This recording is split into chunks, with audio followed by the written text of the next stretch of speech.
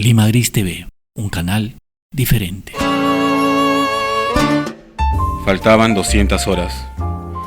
El chino bajó del taxi, caminó arriba y abajo por la colmena casi desierta, cerciorándose de que no lo seguían, que nadie vigilaba la puerta del Hotel Crillon.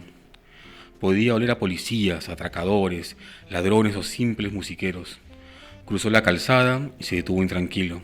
No podía ver, pero algo vigilaba. Miró a la izquierda y a derecha y se preguntó si sería verdad.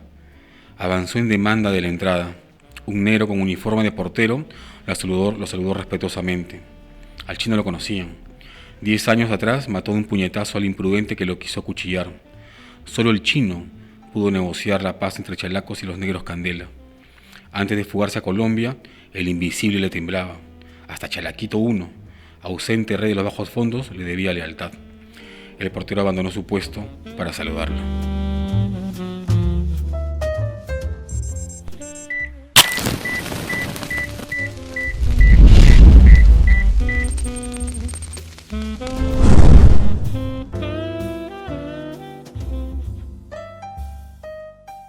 Buenas noches, ¿qué tal? Mi nombre es Gabriel Rimachi Cialer.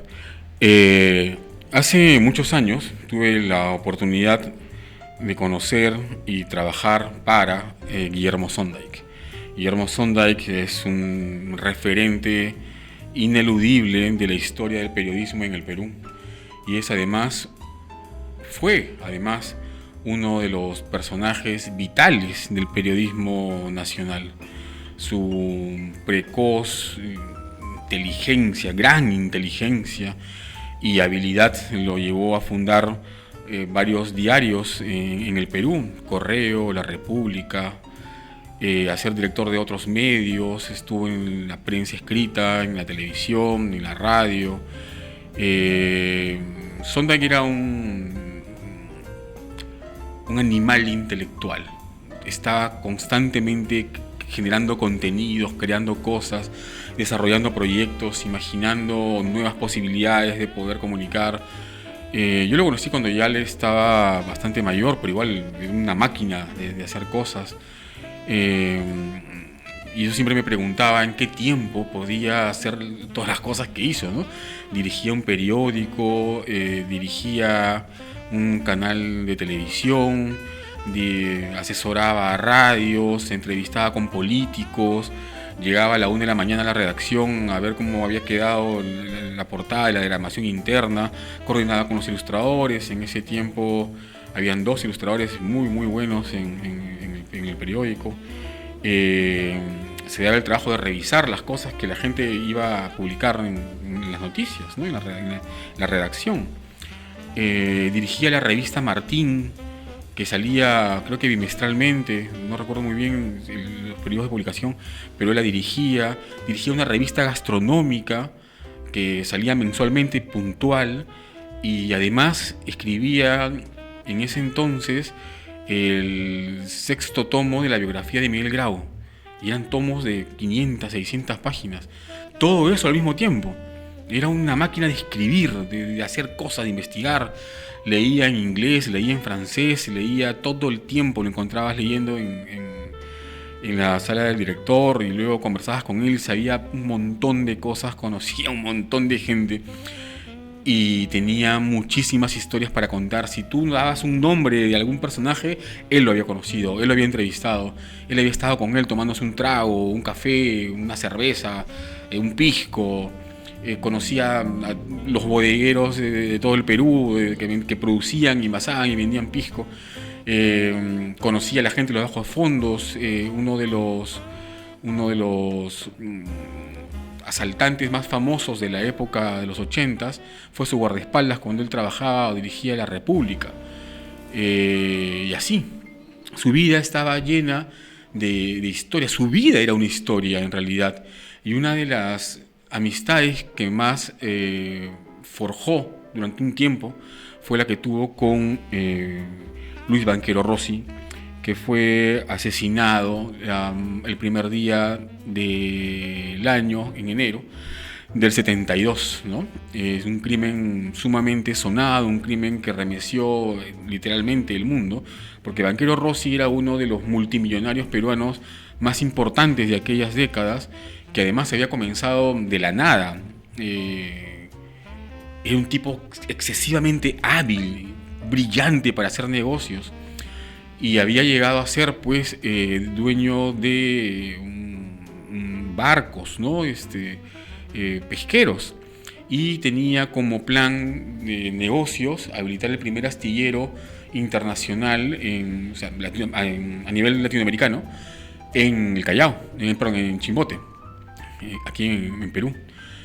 Y ya pues su fortuna era extraordinaria, fabulosa era su fortuna. Era un hombre que medía casi 1,90 m, era experto en cinturón negro, en karate, hacía deporte, y supuestamente lo asesinó un jardinero que medía 1,55 m, ¿no? A él, que estaba con una chica, su secretaria, se apellidaba Cesarego. Fue un escándalo que remeció pues todo el ambiente político, económico. Banchero Rossi estaba muy metido en política, muy metido en negocios a nivel internacional. Su misma fortuna, su mismo roce hacía que él fuera un personaje importante, gravitante en la economía del Perú. Gracias a él, por ejemplo, es que el Perú se posicionó como el primer productor pesquero de anchoveta, y fue la época dorada del Perú, ¿no? Donde la gente, nuestros abuelos decían que en ese entonces América Latina ahorraba en soles peruanos, porque a ese punto había llegado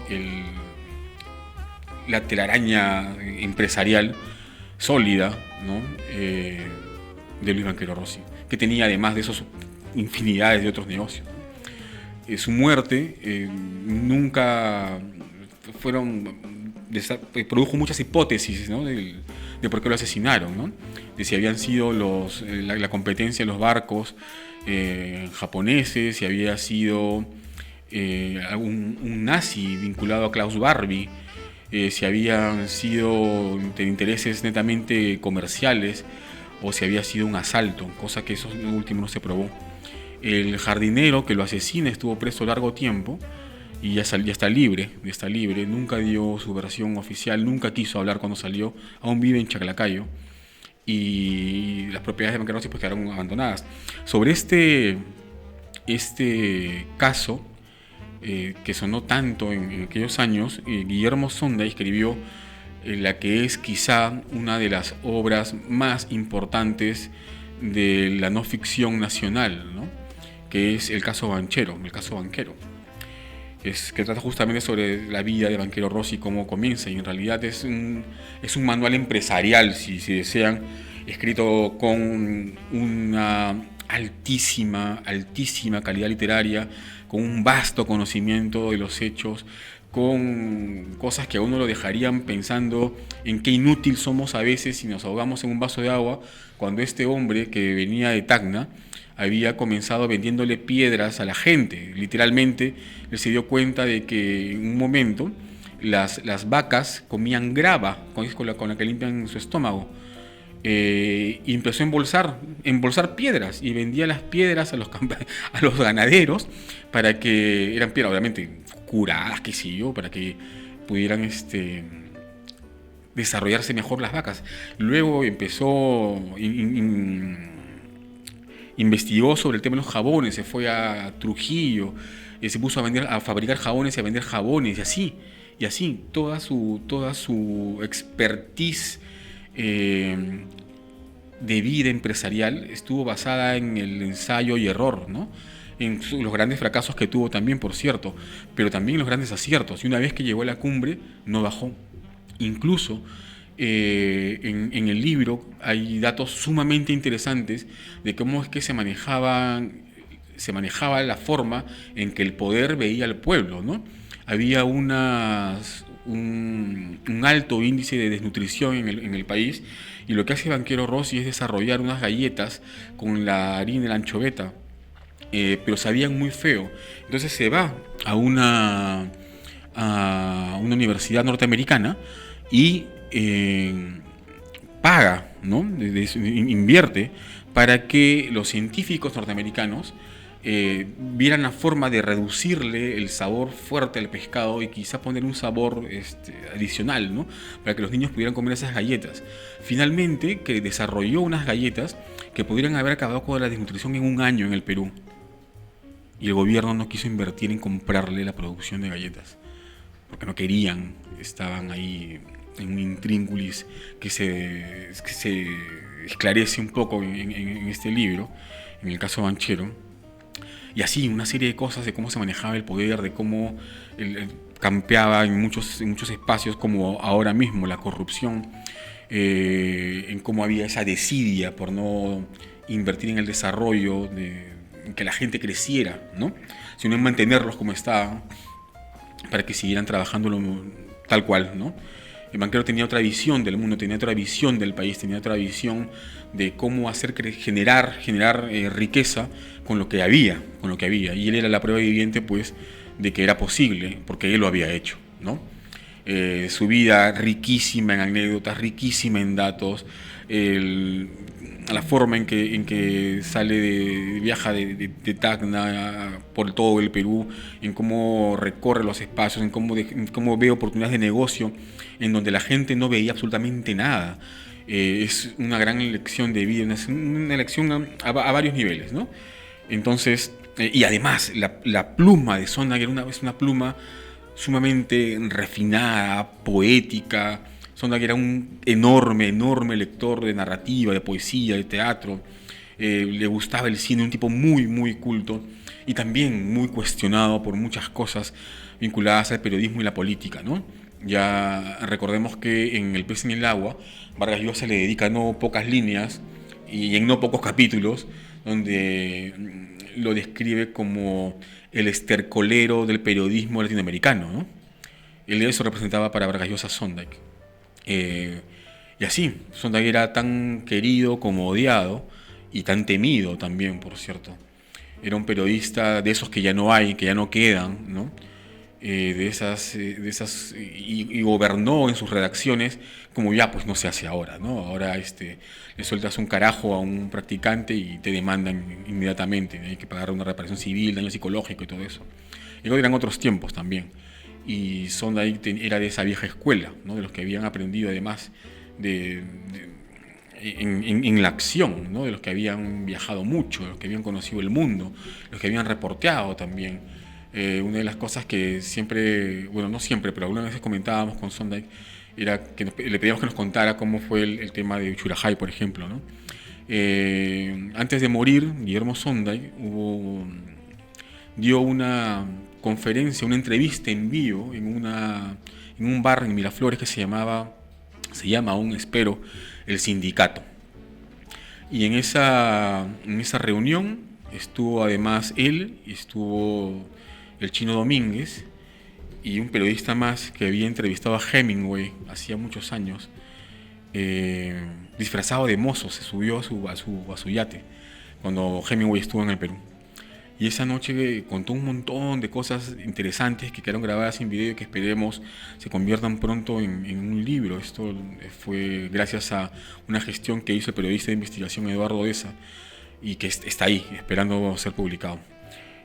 Sónaga contó de su vida, contó de su amistad con Bryce, resquebrajada, porque Bryce había mentido en algunos datos en su autobiografía Permiso para sentir, Permiso para vivir. Y así, ¿no? Guillermo Sónaga tenía una vida riquísima, una experiencia riquísima, y además dejó no pocos libros ya terminados, obra publicada bastante, obras que son referentes en la historia del Perú del siglo XXI, donde él participó activamente. Entonces, la novela recomendada de esta noche, es una novela de no ficción, y que se les recomiendo así a ojo cerrado, ¿no? Es El caso Banchero de Guillermo Sónaga. Hay una edición que salió en Planeta, que es esta, pero la otra edición, que es la que están viendo ahorita en la pantalla, es la primera, que creo que la sacó Mosca Azul. Pero bueno, cualquiera de las opciones es maravillosa. La prosa de Sónaga es imperdible, es buenísima, es sumamente recomendada. Una de las cosas que yo siempre suelo recomendar a la gente que va a los talleres, por ejemplo, es y que me preguntan cómo escribir. Escribir se aprende escribiendo, pero sobre todo leyendo buena literatura. La prosa, la calidad de la prosa que tú lees es finalmente la que va a influir en la forma que tú también vas contando. Los recursos que maneja Sondheim en el caso Banchero son riquísimos, riquísimos. Es un manual de escritura. Así que no hay pierde, ¿no? Es un libro que hay que tenerlo sí o sí en casa. Guillermo Sondheim, el caso Banchero. Nos vemos en el siguiente bloque. Para nosotros, en el rincón de siempre, la parrilla y el buen servicio siempre ha sido nuestra prioridad. Nos gusta cocinar, hacer feliz a la gente y atenderlos con el corazón. Es así de simple. Nos encantan las cosas sencillas y disfrutar de la vida. Y eso es lo que deseamos servirles sobre la mesa. Un trocito de nuestra felicidad en cada plato. Nos ha tocado vivir a todos momentos muy difíciles, pero en la vida, como en la cocina, hay que ser valientes. Y eso a veces es mirar de dónde vienes y no tanto a dónde vas. Recuerden que siempre serán bienvenidos a este rincón, donde podrás compartir, reírte y celebrar con las personas que más quieres. Siempre serán bienvenidos en el rincón de siempre.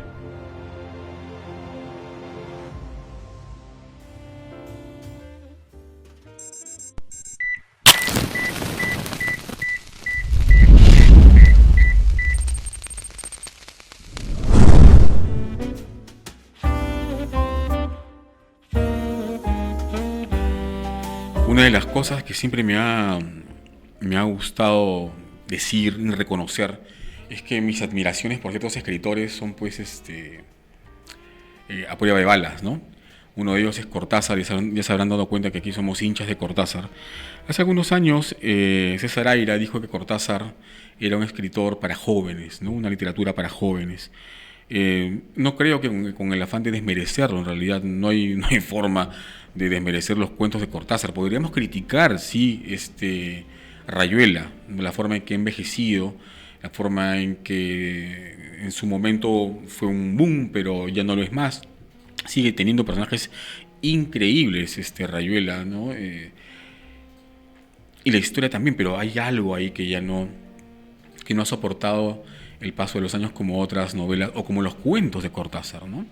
Que tienen además una magia especial que yo relaciono con la voz de quien escribe.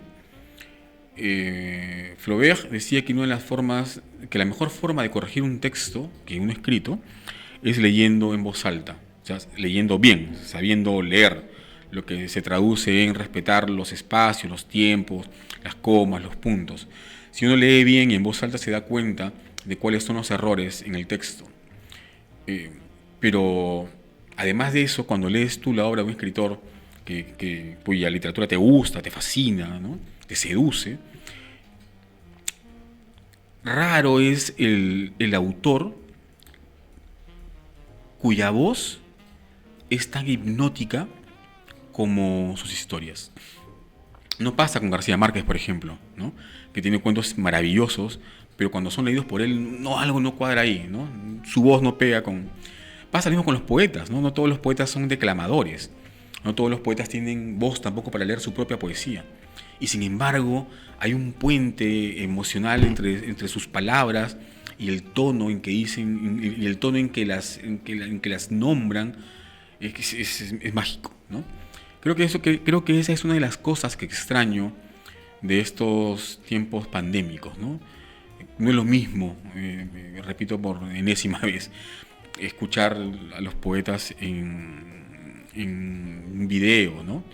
Es valioso, sí, por cierto, claro, y además en el video está su voz también, pero hay una cosa que existe en la presencia física del poeta.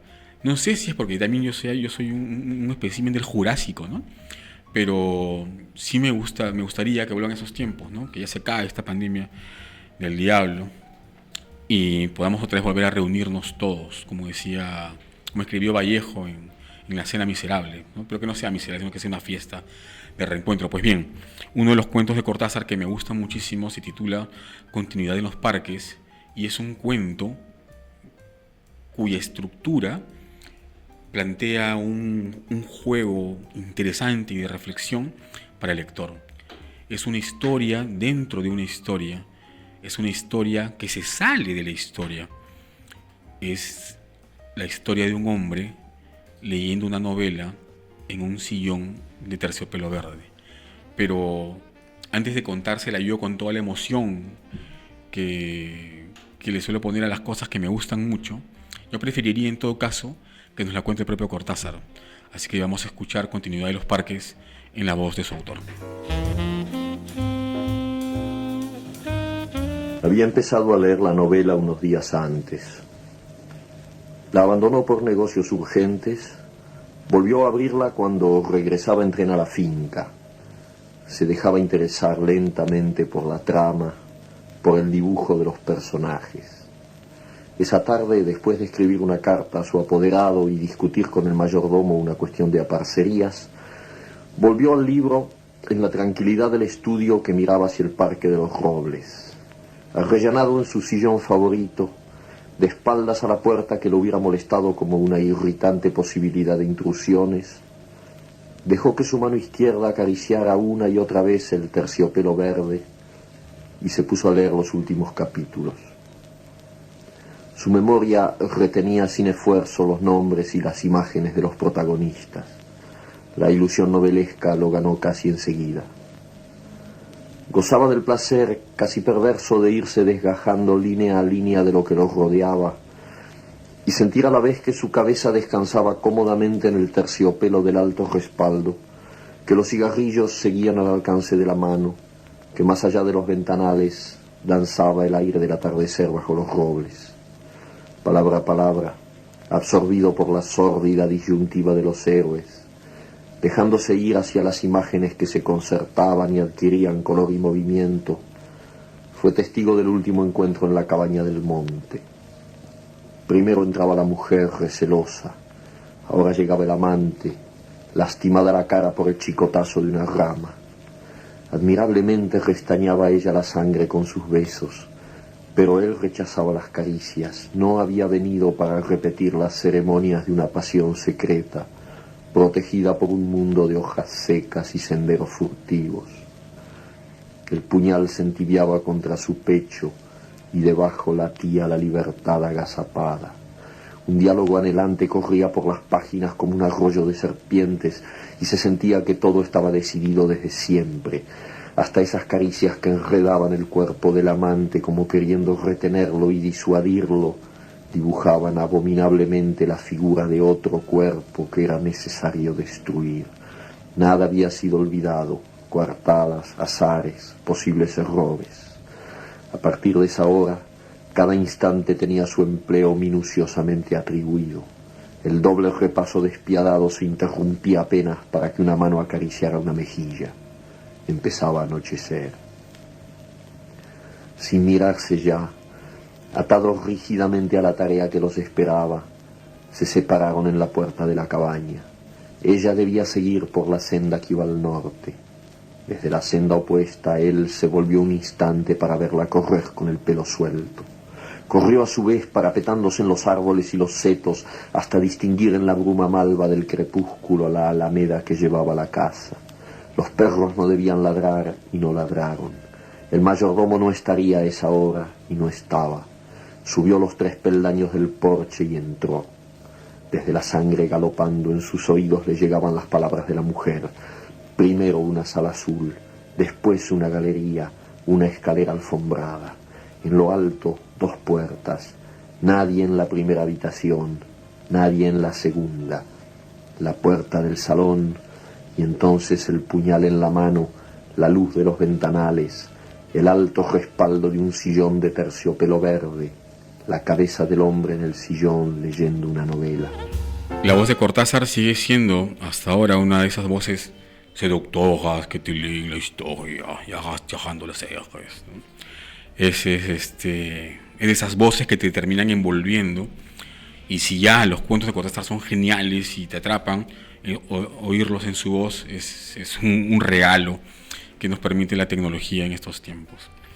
Y ya que estamos hablando de Cortázar y además de Argentina, quiero aprovechemos en todo caso esto, porque aquí estamos ustedes y yo, y presentarles a una poeta de la que seguro han escuchado hablar mucho, o la han visto en memes, o la han oído nombrar, y me refiero a la gran poeta Alejandra Pizarnik, que además había sido una gran amiga de Julio Cortázar, con quien se conoció en París y con quien se carteaba después.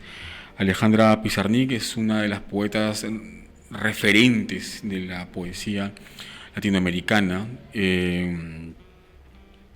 Tenía algunos problemas de depresión, sufría de depresión, y a los 36 años, el 25 de septiembre del 72, se suicidó consumiendo una cantidad enorme de pastillas de Seconal. Su pérdida significó un vacío muy grande, pues ella era una de las voces más importantes de la poesía joven en aquel entonces, y su influencia aún hoy es rastreable, ¿no? Incluso en poetas jóvenes, poetas nuevos, en las nuevas voces de la poesía, para ya estandarizar el género. Y tiene pues aún mucho que dar, una pena. Sin embargo, hemos tenido la suerte de poder encontrar un registro de su voz, así que vamos a escuchar la voz de Alejandra Pizarnik leyendo uno de sus propios poemas. El escriba ha desaparecido. Señalo el sitio vacío donde los muertos se divierten.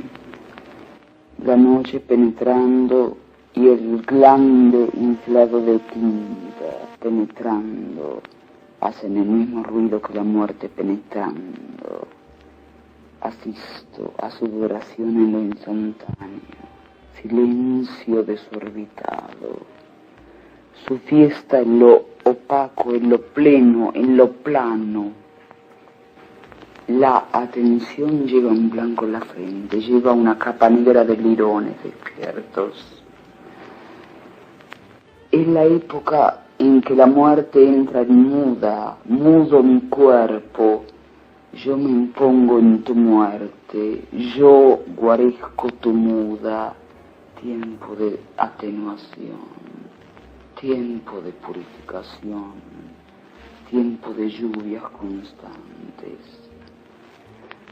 Lo insensible vibra, lo insensible soporta la noche, brota flores en mitad de la noche, en mitad de la página, sobre la panza de la muerte. La orfandad lleva un blanco en la frente. El poema se abre. Esa es tu fuerza. La orfandad es fascinada, comandada subida a la barca invadida, hundida de muertos.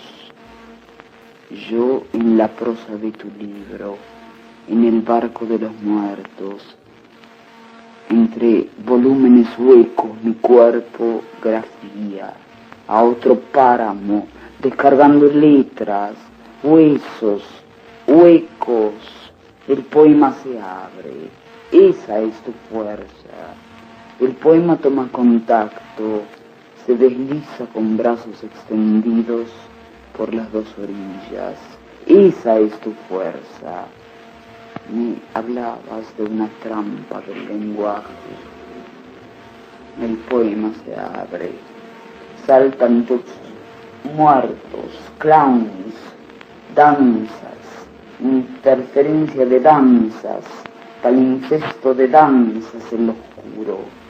La oscuridad polarizada y danzas como las danzas de las abejas invariables te atraen como sus movimientos minuciosos para extenuar un lugar, para desocultar otro lugar, para fingir, invadir, para informar, danzas, voces tácitas, didactismos, espacios acopiados, sismos. Estos muertos son niños, señalando las palabras. Estos muertos son niños. Y esa fue pues la voz temblorosa, pero no por débil, sino hay una magia en los poetas que saben leer su propia poesía, ¿no?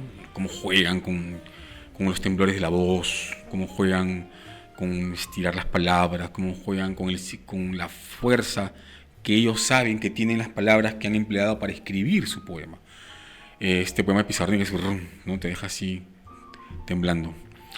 Pero es una de las grandes poetas latinoamericanas.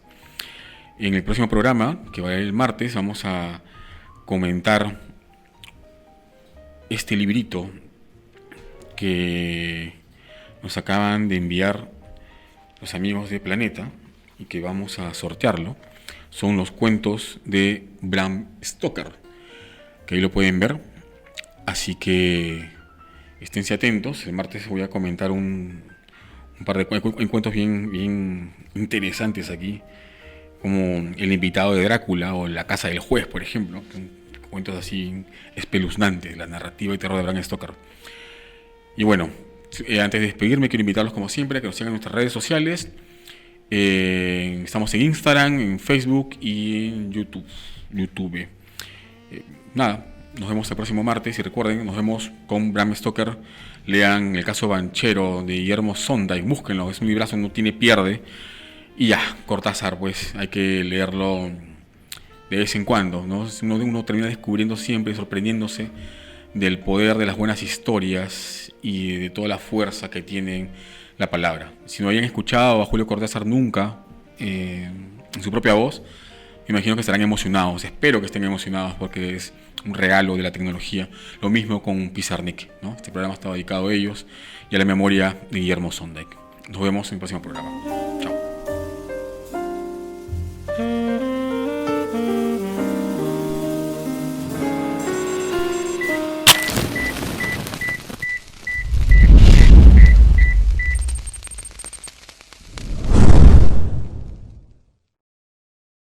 Lima Gris TV, un canal diferente.